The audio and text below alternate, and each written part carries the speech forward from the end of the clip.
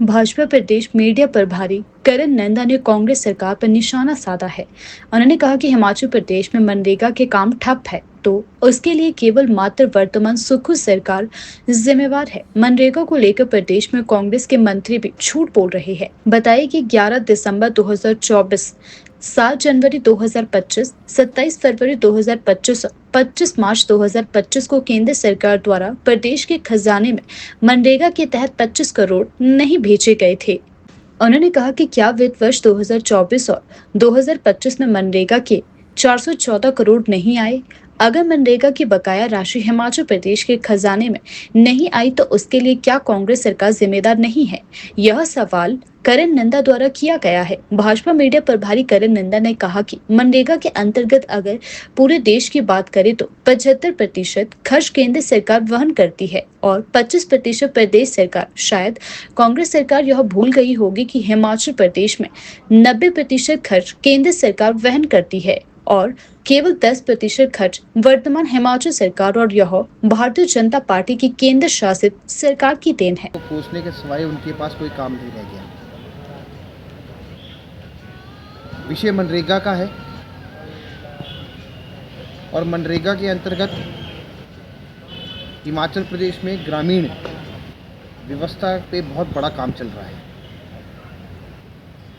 हर साल लगातार मनरेगा के सारे पैसे हिमाचल सरकार को निरंतर मिलते रहे हैं, पर कहीं ना कहीं क्योंकि पंचायती राज चुनाव आ रहे हैं तो उसके कारण जो है वर्तमान कांग्रेस सरकार नैरेटिव खड़ा करने का प्रयास कर रही है कि केंद्र सरकार ने पैसे नहीं दिए। और ये केवल मनरेगा का ही सवाल नहीं है, अनेकों विषयों पर वर्तमान कांग्रेस सरकार, उनके मंत्री, उनके मित्रों का एक ही लफ्ज़ रहता है कि केंद्र से पैसे नहीं मिले। और हम बताएंगे कि जो मनरेगा के नैरेटिव सेट करने का प्रयास कर रहे हैं ये गलत है, ये धारणा ही गलत है। यह कह रहे हैं कि मनरेगा में जो है वो सैलरी नहीं दे पा रहे हैं। हम इनसे पूछना चाहते हैं कि सैलरी किसके कारण नहीं दे पा रहे हैं? ये कांग्रेस के कुप्रबंधन का ही नतीजा है कि ये सैलरी जो है मनरेगा की नहीं दे पा रहे। यह कहते हैं कि नवंबर से किस्तें नहीं आई है।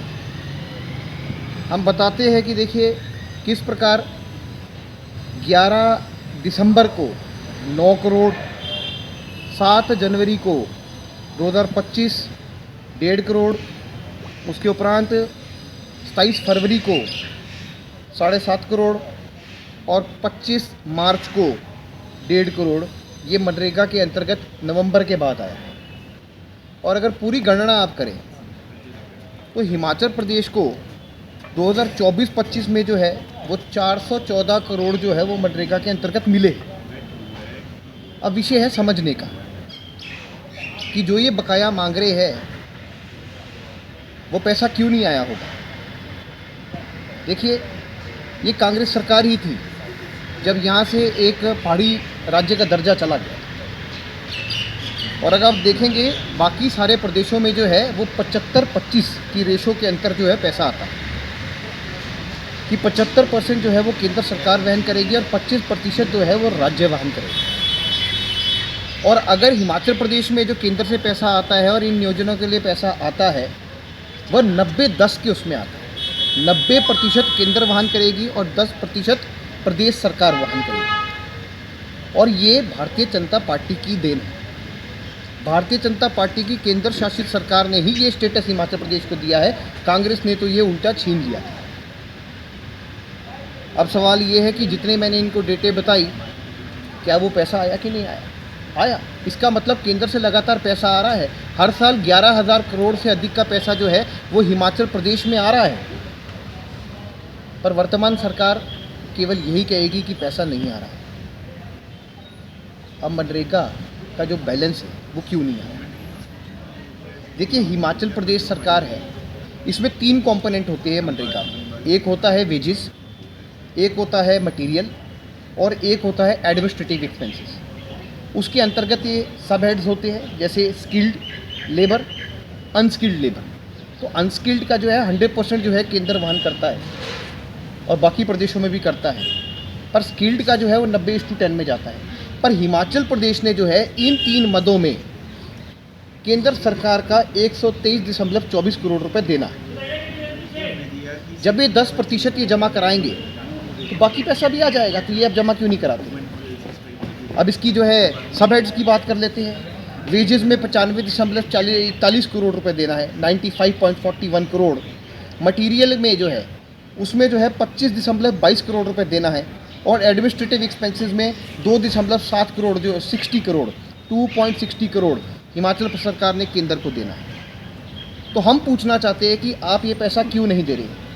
एक जगह आप आत्मनिर्भर भारत की बात करते हैं, एक जगह जो है आप पैसे डिपॉजिट नहीं करते।